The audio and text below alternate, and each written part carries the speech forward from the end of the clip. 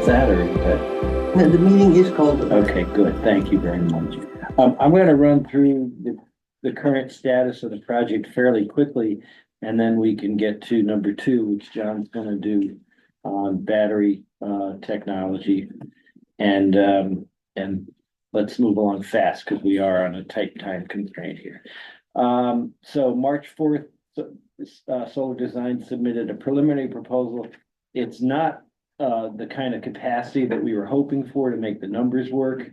And so we're hoping to find some more places on the land, which there are some, and hopefully enough to make this work.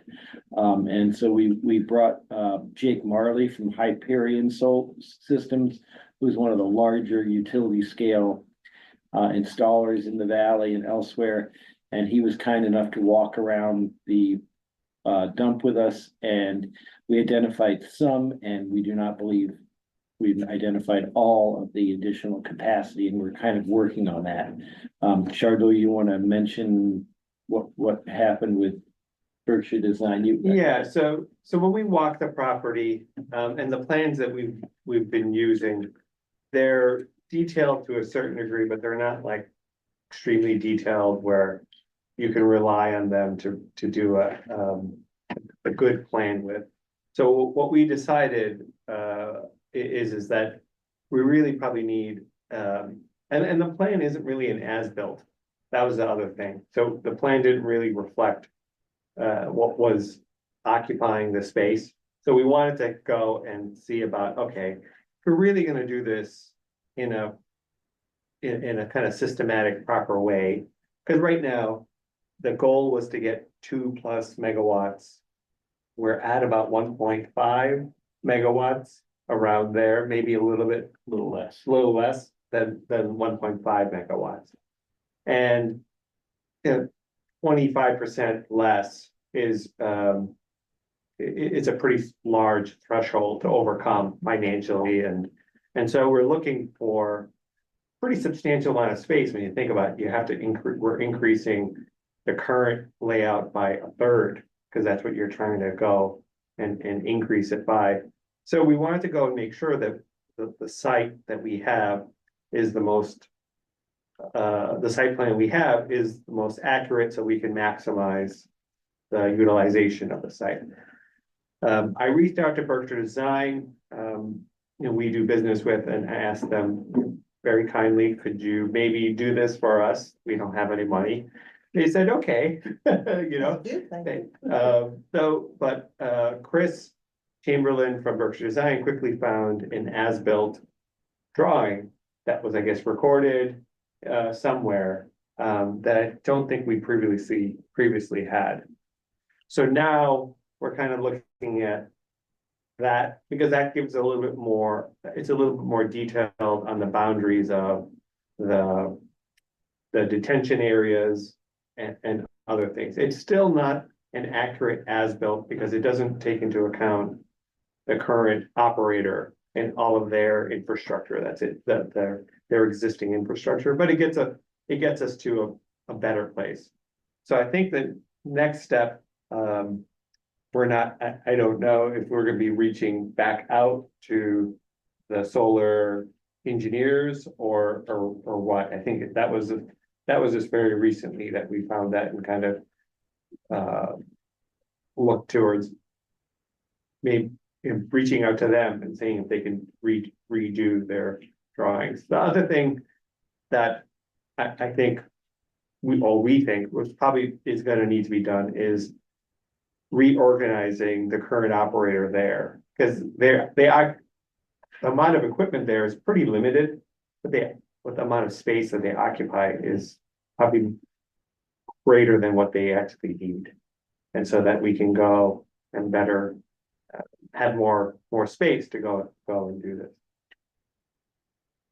But that's kind of where I think where we are there, and I don't know if you have anything newer. Just to that end, I think part of the meeting that we had with the administrator for the public health, I'm sorry, Ben, Ben and DEP, was to he was gonna schedule a meeting with the current operator of the landfill solid waste solutions regarding another issue, and we asked to sort of piggyback on that so we could sort of begin the process of talking to them about how they could shrink by at least 50%, hopefully, what their current footprint is, which would make a lot of room available for us. So, anyway, I think that's kind of a good update, and I don't think anything else E and F are repetitive in terms of what we've covered before. I think we can move right to I'll be quick. what unfortunately, right? Yeah. I haven't heard back from very many companies. I get a lot of um, phone things and not much use, but I've done a great deal of research on the web. And my interest initially was in battery chemistry to see what would be best for us. There's a big difference in upfront cost versus lifetime cost, depending on the different chemistries. And that's still ongoing. Just a few details in a nutshell. Lithium ion batteries are going to be a sort of an entry level, and they are what everyone assumes we're going to use. That I've talked to said, why aren't you using lithium iron? That's got the lowest entry level cash wise, and it does so many things well, but its lifetime cost is high, and there is no recycling right now in the US for it. In fact, I talked to the biggest battery recycler in the country, and I asked them, how can we recycle between 20 and 30,000 pounds of lithium iron battery? He said, I've never heard of anything like that happening. So we can't recycle those. He did give us a price to get rid of them of 50 cents a pound. And he said, you can't quote me on that because I don't have anything to back me up. But that's right now, if you were to give me 20,000 pounds of lithium iron, I would charge you 50 cents a pound. But instead of, actually getting money for them, he would charge us for it. The other chemistries are, the River Valley Co-op in East Hampton has a system, 2 systems, and the one that they put in to make money with is uses an interesting chemistry that I will look into further. I haven't been able to contact the company. I've chased down a few people around the edges that have worked on it, and they all refer me back to Solar Design.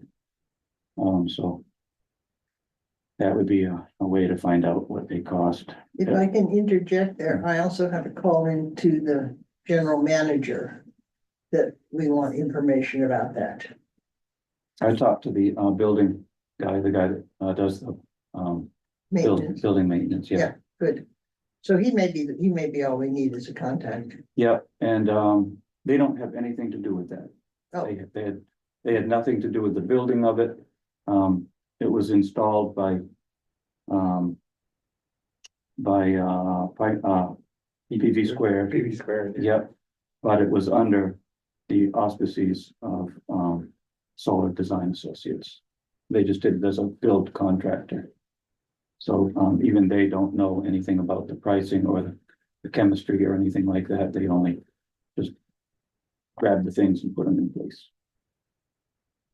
I do have I have requests into a bunch of different battery people to get me some kind of information on it. So far, it looks like that technology though looks very good as far as cost, and the recycling is going to be like nearly 100% recyclable. And a very long life period. So we'd buy one set of batteries, they'd last the whole time. The lithium iron, we'd probably, by the time the panels fizzle out at the end of their 25-year life or whatever, we'd be into our 3rd set of batteries. So I'm looking at anything else.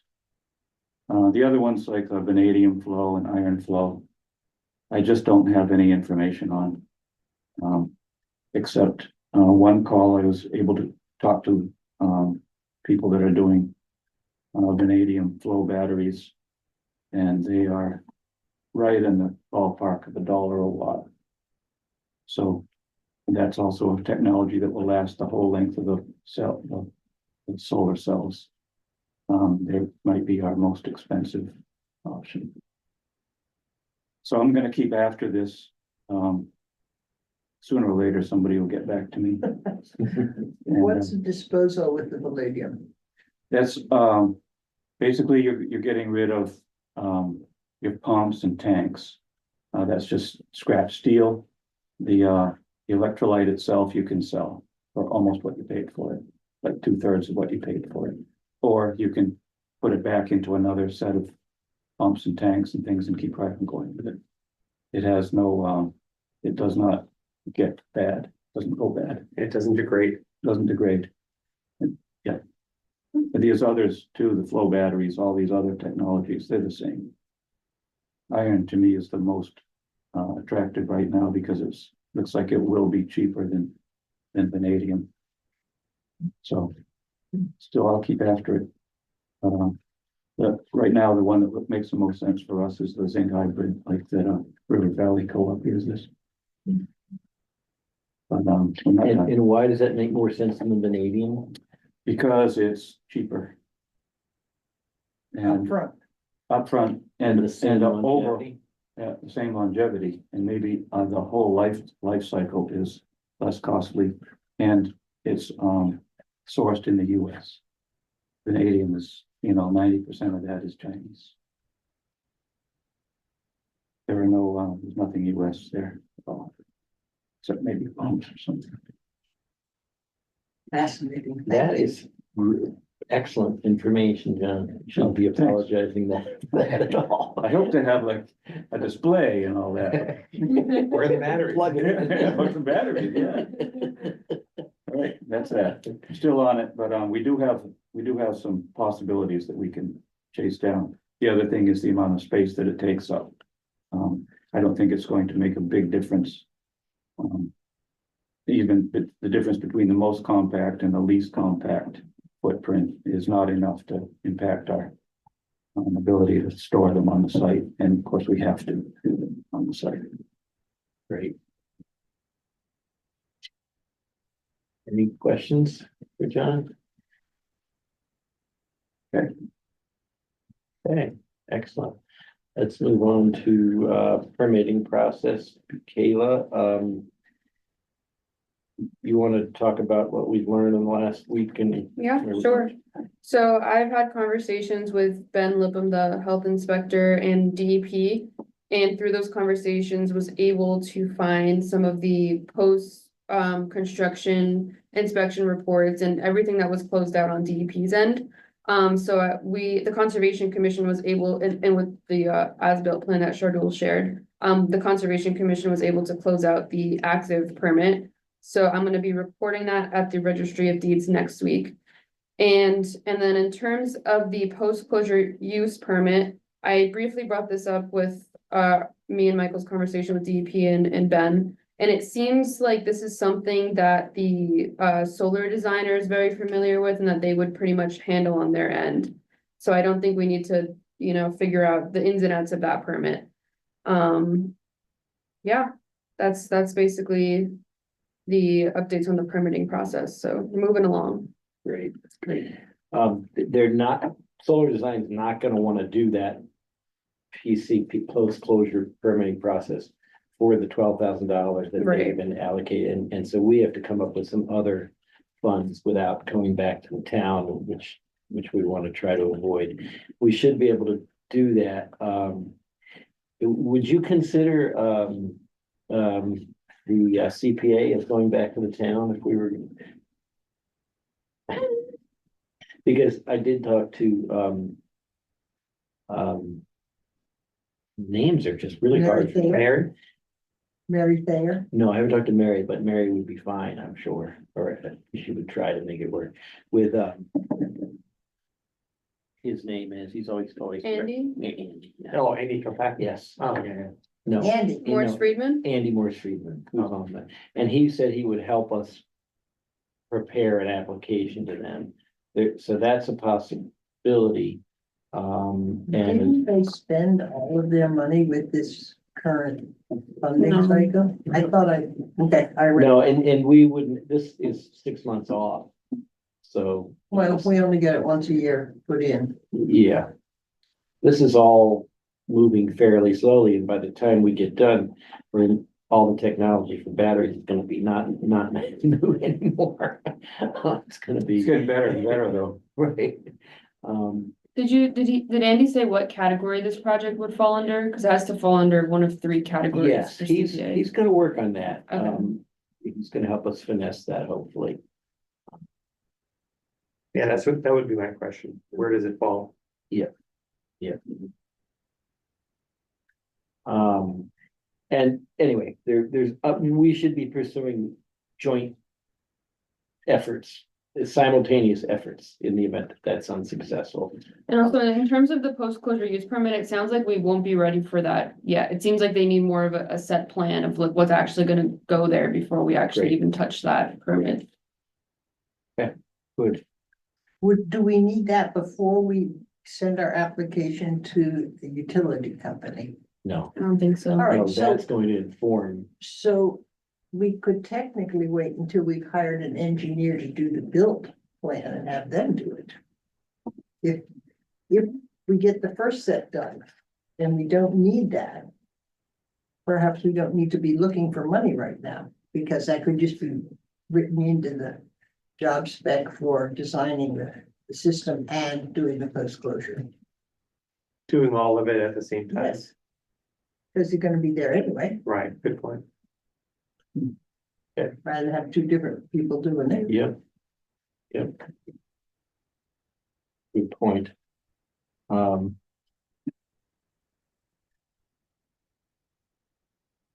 So where are we? Subcommittees. They identify possible text for you, so we just touched on that. We also need to do some more financial analysis once we have established firmly exactly how big this thing can be with a given site. We have to run the numbers again. And I would like to hire somebody other than us to do that, to really make sure that somebody else is, on the line who's got experience with that and can tell us. I know someone who uses a lot of solar. Well, we might be able to do it in-house. It's just a spreadsheet. I mean, you did the first one, I this is did, in-house. I did, but it's a question of having the right numbers, the basis numbers. Right, well, And, if we felt comfortable that we could dig that up, it's possible. I think with a project this size, having a third party validate everything so that it's not, we don't have, obviously, we're probably gonna have a little bit of a bias going to make it happen in terms of the public perception also, having somebody else to go and say, yes, these the numbers work. the numbers work, especially now going forward with kind of at most projects, I think that's gonna be something that's better and probably required, I think, for the most part. I know I can tell you from the finance committee side, I mentioned that to them and they were very happy. I think having that validation, having that third party kind of arm's length person is definitely necessary. Well, and I think in terms of the town overall and the finance committee, having a project that brings money into the town is something the town is desperate for. Right, but what this will do is actually determine whether that is true or not. Exactly. Yeah, from a non-internal source. Right. I think it's something where you have somebody else who's expert and kind of signs their name to it and then that if it doesn't work out, we're like, hey, They signed it. yeah, it's what gives. They won't sign it if it's not gonna work. Exactly. They'll be conservative. And that's what we need. Yes. Yeah. All right. I have something that's not really, doesn't fit into one of these Roman numbers. One of the things that Jake mentioned, or we had a tangential conversation with at the site, is that Joe Sakowski owns a bunch of land right across from the dump, and he is big into agrivoltaics, just integrating solar with agriculture. And he's done some successful work over near his home farm in North Hadley. And we should be communicating with him a little bit, because if our proposal goes to Eversource around the same time his goes to Eversource, then they're going to split all of these substation and grid upgrade costs among us as well as the other applicants at the time, rightly so. And I think if we're gonna raise money for a third-party engineer and a third to do all this other work, it would be a very sexy model out there to fundraise for, where we're bringing together, a farmer who's gonna do ag and a town, and I think it would greatly improve our chances at getting some money to do that kind of work. Especially if the farmer would kick in a little bit. Don't count that. Is that, don't count on that? Oh, No, Joe was hoping that we would run the lines out there beforehand Oh. and he would just plug in. So, and we're not gonna be able to afford to do that, in like all likelihood. Anyway, that was an aside. All right, we're breaking all the records here for timing. Shall we schedule the next meeting? Is there anything else people want to add before we do that? What do we need to do? Do we need to wait until we have something to report again? Rather than just, Yeah, we can not schedule the next meeting and schedule it once we made some more progress. We seem to be making progress. I keep thinking we shouldn't schedule the meeting, and then we're figuring things out. So I don't know, what do people think? schedule it for a month, and if there's nothing going on, we can always cancel it. Sure. At least block it in. Okay, all right, fair enough.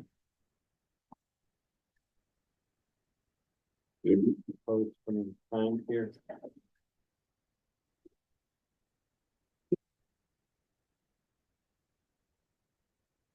Month is the 8th.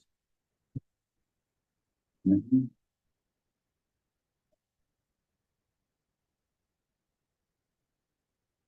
Mhm.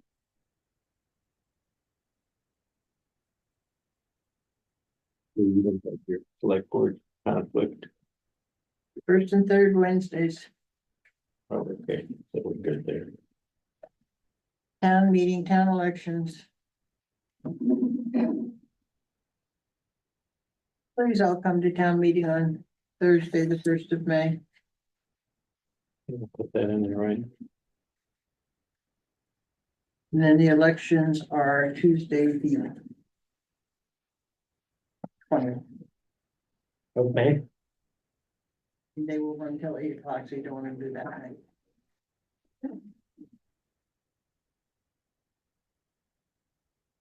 May 8th, or? No, the 20th is the town No. election, No, I'm saying the next meeting for May before 8th. May 8th. May 8th at 4:30 PM. I think so. 8:30, that works for me. I'm gonna be away, but that's okay. I'll just send updates before I have any.